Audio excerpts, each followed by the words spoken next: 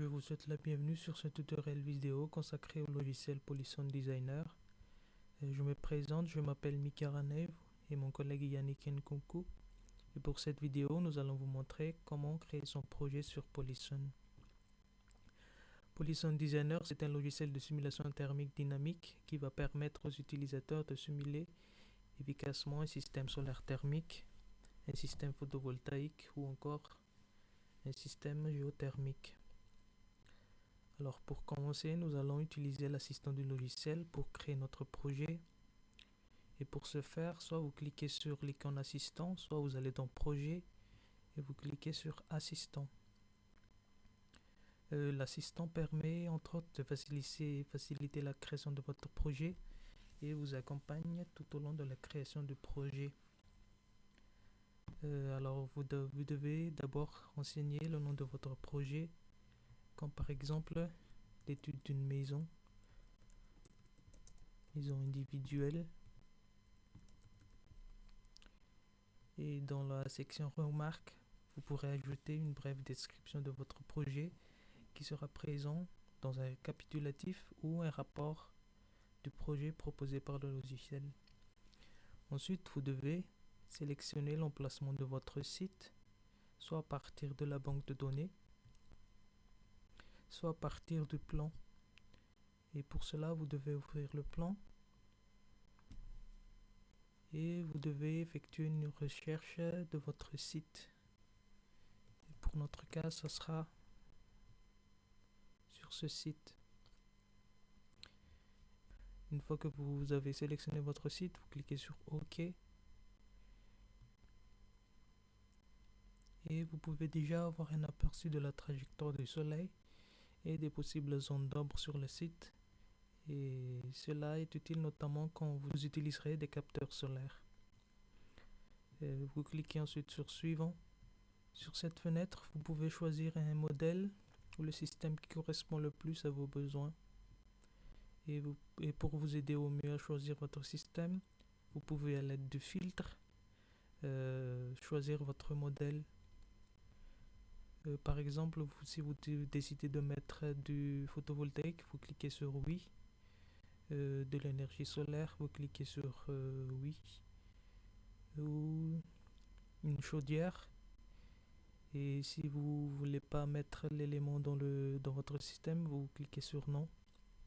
Vous devrez aussi choisir les consommateurs ou les charges dans votre domaine, que ce soit des services électriques, de l'eau chaude sanitaire, le chauffage ou une piscine. Et une fois que vous avez sélectionné tous vos critères, le logiciel propose le nombre de modèles qui correspond le plus à vos besoins. Et vous pouvez déjà avoir un aperçu en image de votre système et vous pouvez sélectionner selon votre besoin. Une fois que vous avez sélectionné le modèle, vous cliquez sur suivant. Arrivé à ce stade, vous aurez à définir les besoins en eau chaude sanitaire de votre bâtiment. Et pour cela, votre base de calcul peut se faire en fonction des besoins en eau chaude, soit en besoin en énergétique finale. Et pour notre cas, on va sélectionner en fonction du besoin en eau chaude. Et pour cela, vous devez renseigner le nombre de personnes dans votre bâtiment. Et Polyson calcule automatiquement les besoins journaliers moyennes en eau chaude du nombre de personnes dans votre bâtiment. Et vous pouvez également choisir la température de prélèvement de l'eau chaude de votre bâtiment.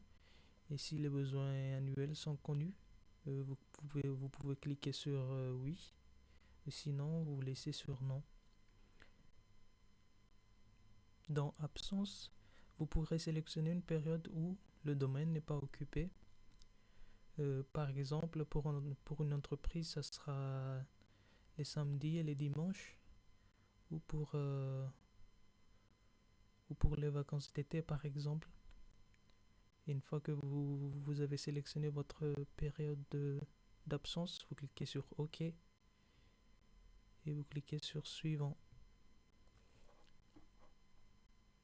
Sur cette fenêtre, vous aurez à paramétrer votre type de bâtiment en fonction du dimension du bâtiment, et soit en fonction de la consommation, soit en besoin énergétique thermique, selon les données en votre possession. Et pour notre cas, pour l'exemple, on va sélectionner les dimensions du bâtiment et vous devez renseigner la longueur du bâtiment, sa largeur et le nombre d'étages et la température nominale des pièces. Vous aurez aussi la possibilité de sélectionner le module de chauffage ou de refroidissement de votre bâtiment en sélectionnant dans le catalogue du logiciel.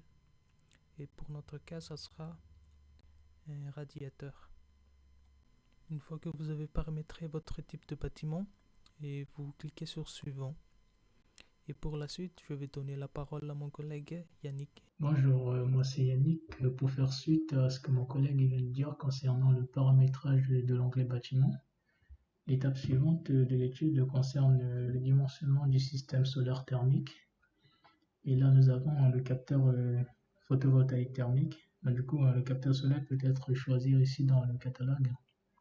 Ici, vous avez différents capteurs qui sont proposés par le catalogue. Donc, du coup, vous avez ici un filtre qui vous permet de faciliter votre recherche. Du coup, vous pouvez choisir en fonction du nom, fabricant, etc. Et sélectionner votre filtre en fonction et choisir votre capteur. Et une fois que vous avez choisi votre capteur, vous pouvez faire OK. Et là, vous avez l'orientation. Justement ici, selon les zones dans lesquelles vous vous situez, si vous vous situez par exemple au sud, vous avez une orientation de 0 degré. À l'est, vous avez une orientation de 90, au nord 180 et à l'ouest également 90, etc. Ici, vous devez choisir l'inclinaison qui est très importante pour le dimensionnement de votre système solaire. Et ainsi qu'aussi le taux solaire. S'il y a un taux solaire bas, moyen ou haut, vous devez le choisir. C'est aussi important pour le dimensionnement de votre taux solaire. Et là, vous avez un capteur qui est proposé par défaut, par Poisson, et vous pouvez bien sûr la modifier selon vos exigences. Ici, vous pouvez choisir le type de réservoir. Pour cela, vous avez un catalogue ici qui vous permettra de choisir votre type de réservoir. Vous avez bon nombre de réservoirs présents ici dans le catalogue. Et là, vous pouvez avoir un filtre ici qui vous permettra de faciliter votre recherche. Et une fois que vous avez choisi votre réservoir, vous pouvez faire OK et passer à l'étape suivante. Et l'étape suivante concerne le générateur de chaleur. Donc, du coup, à partir de là, vous pouvez choisir votre modèle de chaudière. Ici, donc, du coup, vous avez ici un catalogue qui vous permettra de choisir votre type de chaudière et aussi en fonction du type de combustible que vous utilisez pour votre étude. Soit une chaudière à mazout, soit une chaudière à gaz, etc. Et une fois que vous avez choisi votre chaudière, vous pouvez faire OK. Et une fois que vous avez paramétré la partie générateur de chaleur, et vous pouvez passer à l'étape suivante. Et cette étape permet de choisir le type de réseau dans le catalogue ici présent. Donc, du coup, en fonction de l'étude, par exemple, moi j'étudie une maison individuelle. Donc, du coup, le type de réseau c'est monophasé 230-50 Hz. Et là, une fois que vous avez choisi votre type de réseau, vous pouvez faire OK et vous pouvez passer à l'étape suivante.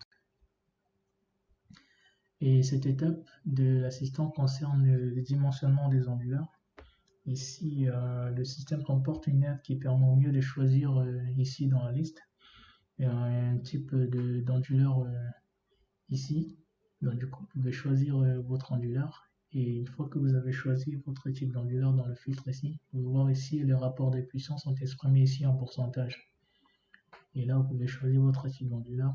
Une fois que vous l'avez choisi, vous pouvez faire le suivant. Et l'étape ici vous permettra de choisir le mode de calcul concernant les pertes de câble, soit en facteur de perte. Ici, vous pouvez renseigner uniquement les pertes de câble en pourcentage ici, ou de façon plus détaillée en section du câble. Ici, la section du câble justement contribue dans le calcul de perte de câble et peuvent être spécifiées manuellement. Et là, vous pouvez renseigner les différents paramètres. concernant le type de câble, avec ici par exemple vous avez un catalogue, vous pouvez renseigner ici le type de câble avec un diamètre ici, le diamètre conducteur. Du coup, une fois que vous avez choisi votre type de câble, vous pouvez faire OK. Et vous pouvez aussi choisir le nombre de chaînes ici, qui est écrit et marqué en anglais string. C'est le nombre de chaînes pour le calcul qui se fera un peu plus qui se fera une fois que vous avez choisi le type de chaîne. Et vous pouvez choisir la longueur ici, la longueur du câble, et la quantité ici définie par Polisson qui doit calculer justement la longueur totale du câble du câble section.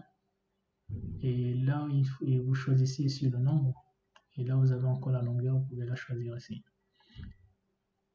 Et une fois que vous avez choisi, déterminer la méthode de calcul, remplir les différents critères, paramétrage ici, choisir le type de câble, etc., vous pouvez passer à l'étape suivante. Et cette étape suivante l'assistant, c'est justement, elle concerne la validation en gros des limites électriques. Donc du coup, une fois que votre système est bien dimensionné, donc du coup, le contrôle général ici présent vous affichera une croix verte ici pour dire comme quoi votre système est bien dimensionné.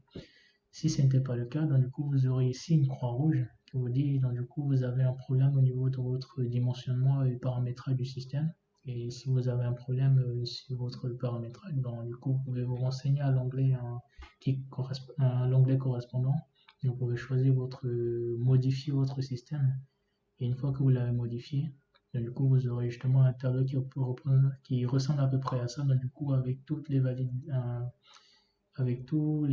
validations ici en vert, donc du coup pour dire comme quoi votre système est bien dimensionné.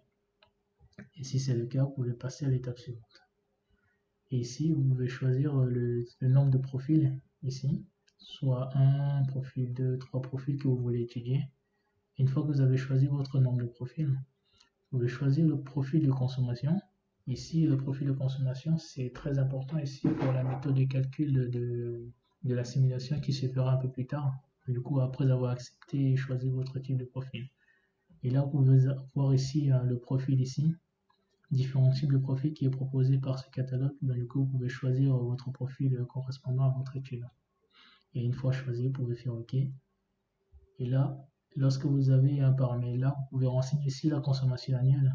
Et moi, je l'avais déjà renseigné en amont. Du coup, là, pour moi, ma consommation annuelle en kilowattheure, 3500. Et une fois que vous avez paramétré vos différents onglets, bâtiment, solaire, etc., vous pouvez lancer, vous pouvez faire accepter. Et en cliquant sur le bouton accepter, les réglages seront confirmés et du coup, une première simulation sera faite de façon automatique.